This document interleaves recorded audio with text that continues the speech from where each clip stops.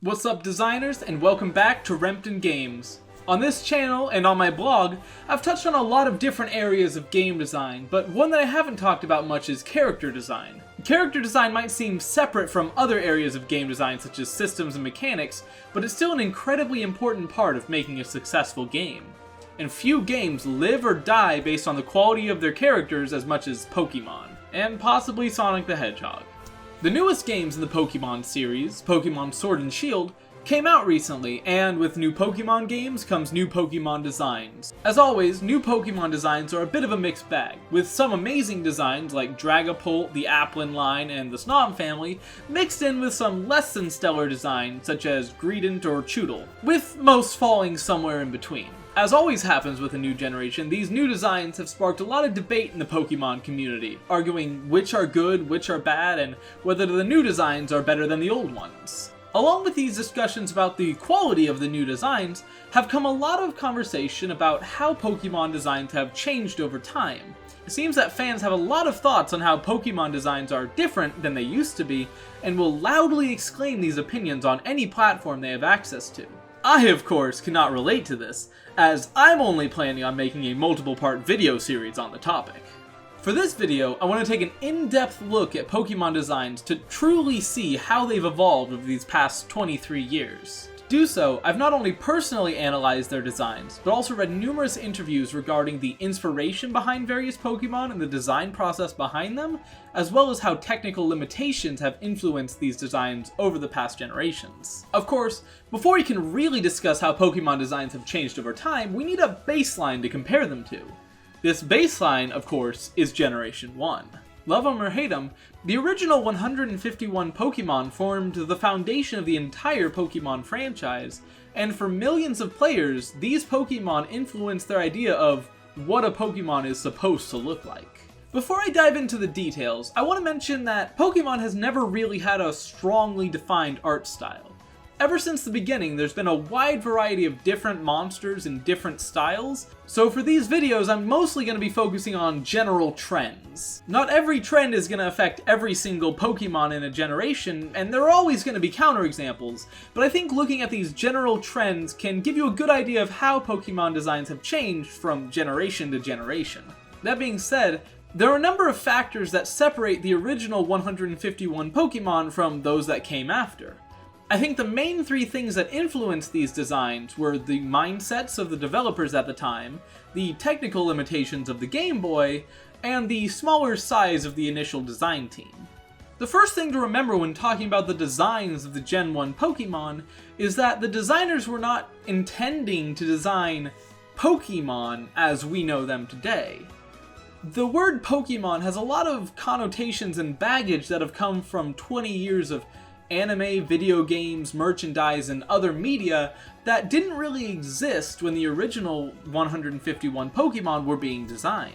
Instead of trying to design Pokemon, the designers were really just trying to design monsters similar to those you would find in any contemporary JRPG from that time.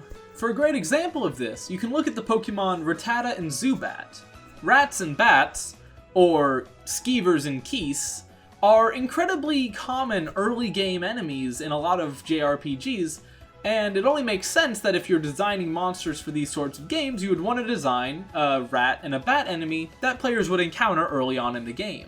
This mindset also guided the broader designs of the early Pokemon, which, unlike later generations, were primarily designed to look tough, due to the focus on creature combat. Gen 1 certainly has a higher proportion of tough-looking creatures, with even smaller and weaker monsters such as Pidgey and Nidoran designed to look intimidating. This isn't to say that Generation 1 doesn't have any cute-looking Pokemon, because it certainly does. However, based on interviews, it seems like the cute Pokemon were mostly added later in development and were more of an afterthought. According to Ken Sugimori, the original games focused on fighting, trading, and collecting, While tough-looking Pokemon may excel at the fighting portion, it was decided later on in development that having a wider range of different types of creatures, including cute ones, would make it more exciting to trade and collect with your friends. Regarding the general designs of the Pokemon themselves, they draw from a wide range of different inspirations, running from real-world animals and plants, to mythology, to objects, to concepts, to even being based on specific people. With so many different sources to draw from, it can be hard to spot the similarities, but there are a number of trends that you can notice. The first thing to notice is their color palettes. While Pokemon come in a wide variety of different colors, early Pokemon themselves were not very colorful. If you look at early Pokemon as a whole, most of them have very simple color schemes, with one main color and usually a lighter or darker color as an accent. This is mainly due to the technical limitations of the original Game Boy, which was not a color console. Because early sprites could only be shown in a handful of shades of gray, it didn't make too much sense to have many colors on the same Pokemon. This influenced the color schemes of these Pokemon, but it also influenced their designs in other ways as well. Because of the lack of color, these original Pokemon designs relied on contrast to make their designs interesting and recognizable. For this reason, many Pokemon were given additional design details in a contrasting color to help add variety to their designs and make them stand out from one another. An example of this is the dark stripes on Pikachu's back, which were added to make it more interesting to look at from the back, but this also applies to the nearly 40 Pokemon that have light tummies that contrast with the rest of their color scheme. Technical limitations also limited how complex these early designs could be, because they'd have to be represented in low-resolution sprites. The designers had to walk a fine line between adding enough detail to make their designs distinctive, while making it simple enough it could be represented as a sprite. However, despite their best efforts, a lot of Pokemon still ended up requiring unusual proportions or strange poses to show the whole Pokemon. That just looks uncomfortable. One final thing to note about the general designs of Gen 1 Pokemon is it seems that the most important aspect of the Pokemon was its appearance. What I mean by this was that Gen 1 was made with the goal of having an interesting and diverse set of monsters to collect and trade, and things like competitive balance didn't really seem to factor into it. Gen 1 was notoriously unbalanced, and a lot of later generations would put much more focus on balancing the competitive abilities of their Pokemon. The same can be said for the type system. It seems that Pokemon were generally given whatever types would make the most sense for their designs, with little regard for balancing the different types. This led to a lot of low-hanging fruit typing, such as having an overabundance of poison, water, and normal types, and oddities such as having no pure rock types and Tangela being the only pure grass type Pokemon in the whole generation. In addition to these general design trends, the Gen 1 Pokemon had a number of very specific traits that were repeated over and over on different Pokemon. This is most likely due to the smaller size of the design team, which allowed individual designers unique styles to show through, resulting in these repeating design features. For a good example of what I'm talking about, let's take a look at the eyes of the Gen 1 Pokemon. While Pokemon has always had a variety of different eye styles, by and large, Generation 1 uses a handful of repeating eye shapes on the vast majority of its Pokemon. The first are what I like to refer to as angry anime eyes, and these can be seen on Pokemon such as Charizard, Blastoise, Arcanine, and Mewtwo. These eyes are immediately recognizable, made up of lines that slant towards each other, mostly white with some dark pupils. This style of eyes was very common in anime in the 80s and 90s and wouldn't look at all out of place in something like Dragon Ball Z. These eyes are incredibly common among the original 151, making up, with my quick count, about 1/3 of all Pokemon in this generation. From Gyarados to Tauros to Nidoking, the list just goes on and on.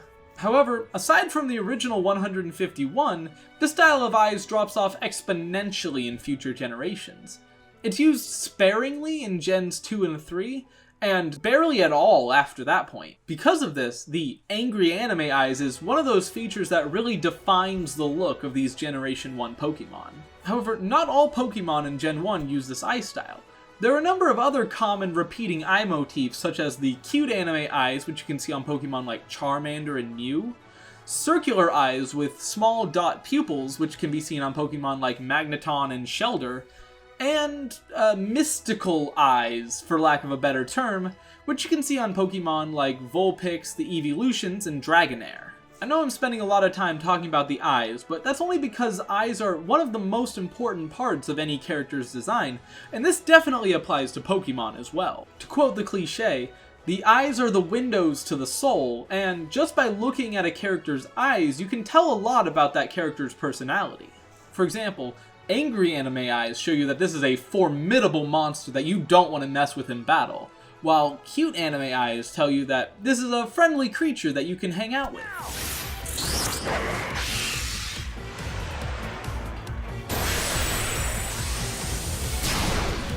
Mystikal Eyes, which are some of my favorites, show you that this Pokemon is mysterious and otherworldly, while the big round eyes tell you that the Pokemon is kinda dumb, I guess? These eyes not only help show the personalities of these Pokemon, but having a more limited range of different eye designs make the whole generation look very cohesive.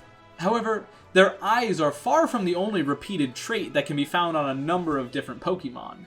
This can easily be seen by simply looking at these Pokemon's hands and feet. There's an extremely common motif among Gen 1 Pokemon of having very similar looking clawed hands and feet. For hands, for example, simply look at Blastoise, Nidoking, Rhydon, Golem, or Kangaskhan. They all have 3 claws on their hands arranged in a very similar way. Many of those examples I just gave also show the same thing on their feet. While the hands are almost always 3 claws, the feet do have a little bit more variety, with 2 and 4 clawed variations. Hitmonlee has 3 claws on his feet, Slowbro only has 2, and some Pokemon, such as Lickitung, only have 1. However, the single clawed variation will actually become more popular in later generations. In addition, with the apparent exception of duck-based Pokemon, all birds in Generation 1 have the exact same feet. Another trait that's widely repeated among Generation 1 Pokemon is their ears. Basically, their ears are triangles. Sandshrew, triangle ears. Jigglypuff, triangle ears. Hypno, you can bet yourself that boy's got himself a big heapin' helpin' of triangle ears. They even pop up in places where they don't really make sense. Blastoise is a turtle with triangle ears. Why is it so hard to try to figure out what Venusaur is supposed to be? Probably because he's a frog with triangle ears. Even this is far from an exhaustive list, and there are a number of features that appear on a smaller number of creatures, such as swirls, these head crest thingies, and even Pokemon with lips, which is one trend that I don't think anybody really misses. I'm not gonna dig into every repeated trait, but I think you get the idea. Gen 1 designs remain some of the most iconic Pokemon designs of all time, from Pikachu and Jigglypuff to Charizard, Gengar, and Mewtwo. With its mix of cute and tough-looking designs, it's certainly left a strong impression on millions of fans. However, now that there are 8 generations of Pokemon, we've only scratched the surface of their designs, and there's a lot more to look forward to in future episodes. If you like this video, please leave a like and subscribe so you don't miss future videos where I take a look at how these designs have changed from the 2nd generation and beyond. If you want to see more, check out my other videos, and I also have over 100 articles on the Rempton Games blog, which you can check out in the description down below. And join me next time where I take a look at designing movement mechanics in games. Until then, thank you so much for watching, and I'll see y'all next time.